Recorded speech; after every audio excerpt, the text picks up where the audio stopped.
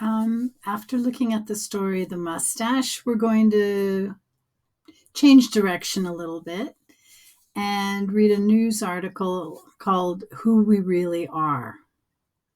Again, talking about perception versus reality, what you think is there versus what really is there. Reading a news article is very different. Well, not very different, but definitely different than reading a piece of fiction.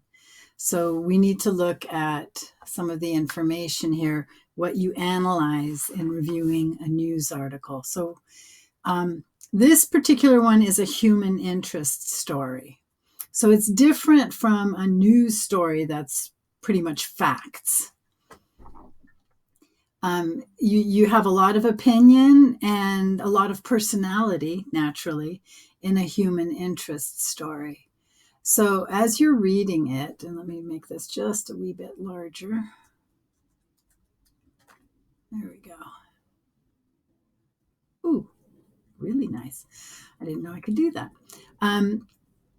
So in looking at the human interest story, we have the byline, and that you'll find in any news article, who wrote the article. And you need to make an interesting beginning to hook the reader, get them interested enough to want to learn more about what you're writing. The photograph, they're asking what's the purpose of the photograph? Why have a photograph in there? Again, it's about interest. And it also gives information. A picture is worth 1,000 words. If you took the time to describe the picture, it would take a lot more time than what getting the information, looking at it, and instantly having that in your head. So Tamisha started her life with huge obstacles to overcome. She was exposed to drugs in utero. So while her mother was pregnant with her, the mother took drugs. She was exposed to drugs in utero and so sick that doctors did not expect her to live. So a very dramatic beginning. The stories about her, you see her picture, you know she lived, but to give you an understanding of all the troubles, the problems, the obstacles she had to get through in order to be where she is today. Human interest, you do still have facts, but definitely it's not the same as just, the store burned down, they had 20 firefighters working. It's not the same. So how to preview something and set a purpose for it? Again, looking at the title. And if there's a subtitle, in this particular one, there isn't. Reading any subheads, which are the short chunks of text. And we'll take a look. When we look at this, there is no subtext. Not in that first one. Okay, study the photos and the captions. So what is written underneath a photograph is the caption. And there are other graphics that you might have. Bar charts, pie charts, many different kinds of graphs and other information to help tell the story in numbers. And ask a question that gives you a personal reason to read. I mean, I love the title, Who We Really Are. Who we really are. So that, what's the flip side of that? Are we pretending to be somebody else? Or does somebody else, or do other people see us as somebody else? Just from that title, it could go either way. So we need to read more to find out. Now, for example, what does being a foster youth have to do with going to college? Well, that's one of the things that maybe you would understand if you're just briefly looking through the article before you start reading it, looking at the headings of charts, educational achievement of youth. So what do they get accomplished in their educational lives? So here we've got a bar chart that gives factual information about foster youth like Tamisha. I think they'll explain it in the article, but foster youth means you're not growing up with your own family. Somebody else is taking care of you. They're fostering you. So let's take a look at this news article about who we really are and why we have these stories connected together. In The Mustache, Mike gains a new understanding about himself and others. Read this news feature about others who want to be seen for who they really are. So people have an idea about who they are. And this happens all the time. We talk about stereotypes. If you will mention that a person likes a certain thing or is from a particular place, people might make assumptions. They will think they know who that person is because of that. But here's talking about who we really are. And with the news article, you'll see there are two columns. So you start with the column on the left, go all the way down, and then come to the top of the right side and continue down the column.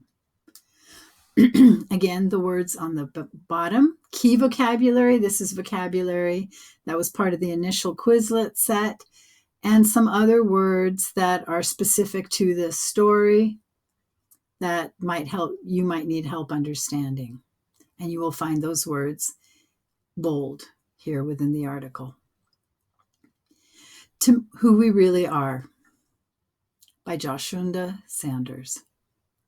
Tamisha started her life with huge obstacles to overcome. She was exposed to drugs in utero and so sick that doctors didn't expect her to live. But when she was 4 days old, she went straight out to foster care, where her foster mother nursed her back to health. Most people have heard stories about foster youth who are placed in one home after another, but Tamisha stayed with the same home her whole life. When she was 4 years old, her foster mother adopted her. So, what have you learned from this introduction?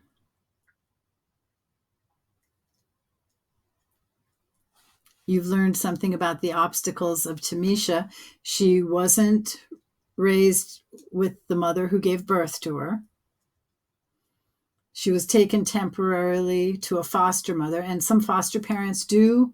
They take care of a child for a while, and then the child goes either back to their birth parents, or they might get adopted by somebody else, or go to a different foster home. But this foster mother kept her and adopted her, in a sense, becoming her permanent family. But it also gives you an idea of what it means to be a foster youth. There's no promise of stability. Things might change. Today, she is a giddy 17-year-old with perfectly manicured nails. I love the word giddy. Giddy is, it has an effervescence. It's got a sparkly nature to it. Giddy, you're happy, giggly, sparkling, bubbling like water. She loves to tell the story of how people used to call her the miracle baby. But her expression turns more serious when she talks about people's perceptions of her. When you have a label attached to you, oh, you're a foster youth, you're a refugee, you're an immigrant, you're a teacher, you're a teenager, you're a woman. Anytime there's a label, there are certain things people think must be true about you because you have that label. People always have questions. People always have questions, she says. Don't you miss your family? Why not a black home? Why is your family white? Nationally, there are 500,000 youths in foster care. Many of them are stigmatized as hardened troublemakers. So there's that label. If you're a foster youth, you must have done something. You're a problem. That attitude may keep some adults from adopting youths from foster care, and some foster youths see adoption as an undesirable option. But being adopted was the best thing that could ever happen to me, Tamisha wrote in a 2004 exhibition at the Zeum Children's Museum. The last names of the artists featured in the show were withheld at their request, so a little anonymity. That's what she tells prospective adoptive parents at seminars in San Mateo, California, where she now lives. So she's in the Bay Area. By sharing her perspective, her point of view on what it's like to be a former foster child through a videotape she made with Fostering Art, a local program that teaches foster youth about photography. So by sharing what it's like to be a foster child, Tamisha hopes to change some of the negative attitudes towards foster youth. And before I take a look at this number 2, did you notice what I did? This was a long sentence. It started up here and went down there and had a little bit different in the middle. And sometimes you need to go back to make sure you understand what it's saying. And there's number 2. Ask a question that gives you a personal reason to read the rest of this selection. So maybe you're adopted. Maybe people have thought something of you that was not who you really were. All of these things are good questions to ask yourself, How did she overcome the labels? Doesn't she miss her family? All sorts of questions you could ask yourself. Fostering Arts is an art-based project that works with A Home Within, a nonprofit that has been offering free therapy to foster youth for 10 years. When A Home Within's founder, Toni Heineman, started the program, she was working with a caseload or a group of young people who had been shuffled from therapist to therapist. So they kept going to different doctors, talking about their problems, how to work through issues mentally and emotionally. It was taking a toll on them. It was hard on them because often there's not a single person who is not being paid to care for them. So do you really care about me, or is it just because they're paying you to do it? I mean, imagine your parents. What if you didn't feel that they loved you because you were their child? What if you thought they're being paid to do this? How would that affect your relationship with your family? So, because of that feeling, Heineman created the Children's Psychotherapy Project that matched therapists who agreed to volunteer their services with one youth for as long as the therapy would take. The project was so successful that the program has been duplicated in 14 other cities nationwide. Let's go back up to the picture. So there was a photography workshop hosted by National Geographic magazine in San Francisco, and teens, here are some of the pictures that they took, showing their unique perspective on self and place, so where you're living and who you are. So what did the photo and the caption tell you about this whole news article?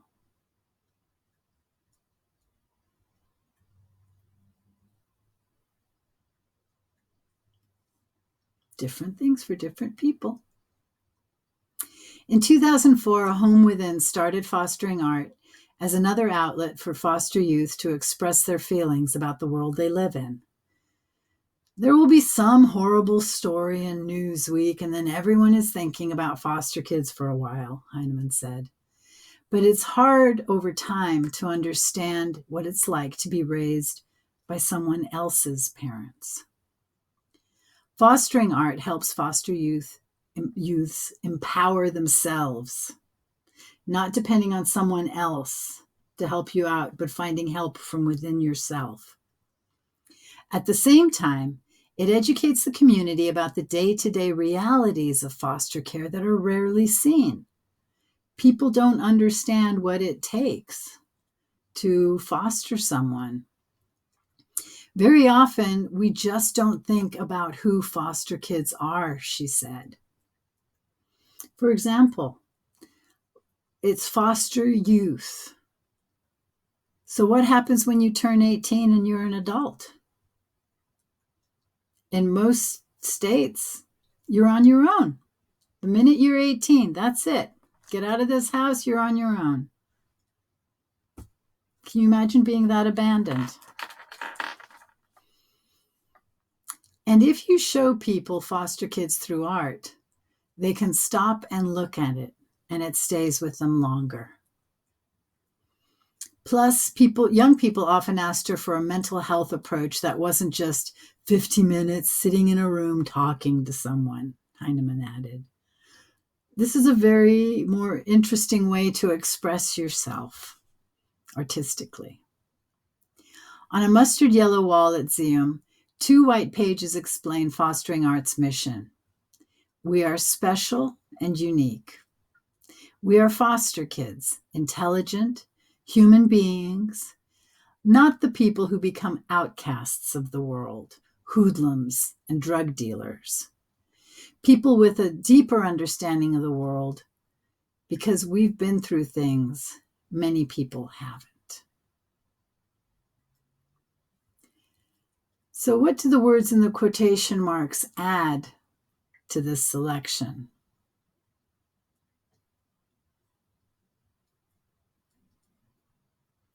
When you have quotes, you're seeing inside of a person. These are their words, their interpretation, their thoughts.